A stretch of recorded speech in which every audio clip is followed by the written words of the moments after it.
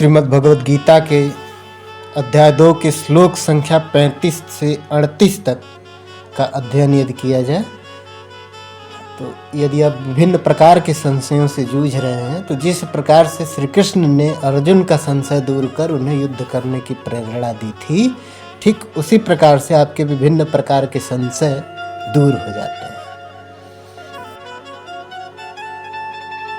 भयात रणात ऊपरतम मनसन्ते त्वाम महारथा येषाम च त्वं बहुमतः भूत्वा यास्यसि लाघवम्।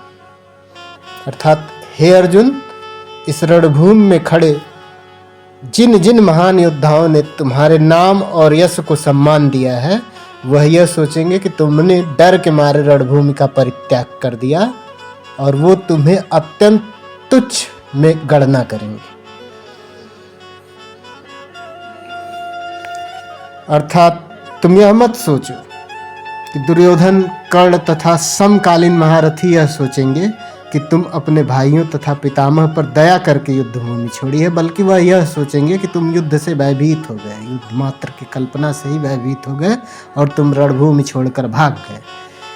अर्थात श्री भगवान कहते हैं कि हे अर्जुन, तुम्हें युद्ध करना चाहिए, युद्ध ही इस समय तुम्हारा कर्म है।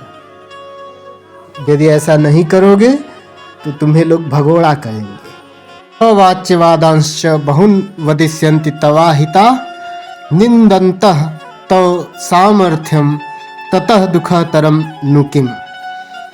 तुम्हारे शत्रु अनेक प्रकार के कटु शब्दों से तुम्हारा वर्णन करेंगे और तुम्हारी सामर्थ्य का उपहास उड़ाएंगे, खिल्ली उड़ाएंगे। तुम्हारे लिए इससे दुखदाई और क्या हो सकता है।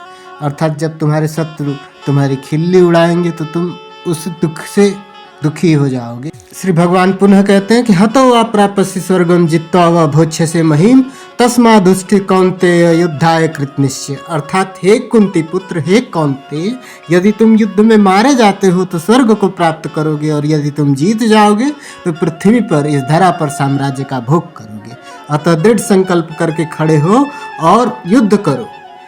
श्री भगवान यहाँ वीर भोग्या वसुंधरा के भाव को प्रदर्शित कर रहे हैं एवं अर्जुन से कह रहे हैं कि हे अर्जुन, युद्ध करो।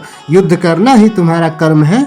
भले ही तुम्हारे सामने भीष्म है, द्रोण है, दुर्योधन है, सभी अपने हैं, किंतु यदि उनके अंदर से अपनत्व का भाव समाप्त हो गया है तो तुम भी अपनत्व के भाव को समाप्त करो। यह युद्ध भूमि है, यहाँ अपने और पराये नहीं देखे जाते। सामने वाला केवल शत्रु होता है और शत्रु के साथ शत्रु के समान ही व्यवहार करो। युद्ध ही तुम्हारा धर्म है, इसलिए हे अर्जुन, तुम युद्ध करो और जीतने की इच्छा के साथ युद्ध करो। पुनः भगवान कहते हैं कि सुखे दुखे समे कृत्वा लाभ लाभो जया जयो ततो युद्धा युज्यस्वम नैवम पापम अवाप्स्यसि। अर्थात हे अर्जुन, तुम सुख दुख, हानि लाभ, विजय पराजय का बिना विचार किए यदि तुम युद्ध लड़ोगे ऐसे युद्ध का तुम्हें कोई पाप नहीं लगेगा। यहाँ पर भगवान ने सुख और दुख को समान करने की, संभाव करने की बात कही है, लाभ और अलाभ को संभाव करने की बात कही है, जय और पराजय को संभाव करने की बात कही है। भगवान श्री कृष्ण की इच्छा है कि अर्जुन युद्ध करे। युद्ध में ही भलाई है और सतोगुण और रजोगुण के अधीन होकर जो इंद्रिय तृप्ति के लिए कर्म करता है, अच्छे या बुरे फल प्राप्त होते हैं, किंतु जो कृष्ण भावनामृत के कार्यों से अपने आप को समर्पित कर देता है, वह सामान्य कर्म करने वाले किसी का कृतज्ञ या ऋणी नहीं होता।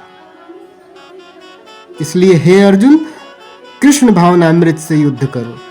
युद्ध ही तुम्हारा धर्म है। तुम युद्ध भूमि में खड़े हो और सामने वाला शत्रु है। यदि तुम युद्ध का परित्याग करते हो तो लोग तुम्हें कायर कहेंगे। इसलिए हे अर्जुन, तुम युद्ध करो। उपरोक्त श्लोकों के यदि सारांश की विवेचना करें, उपरोक्त श्लोकों में श्री भगवान ने यही संदेश दिया है कि जिस प्रकार से अर्जुन युद्ध भूमि में खड़ा है, उसी प्रकार से सांसारिक मनुष्य भी अपने कर्म भूमि में खड़े हैं, अपने कर्म की युद्ध भूमि में खड़े हैं।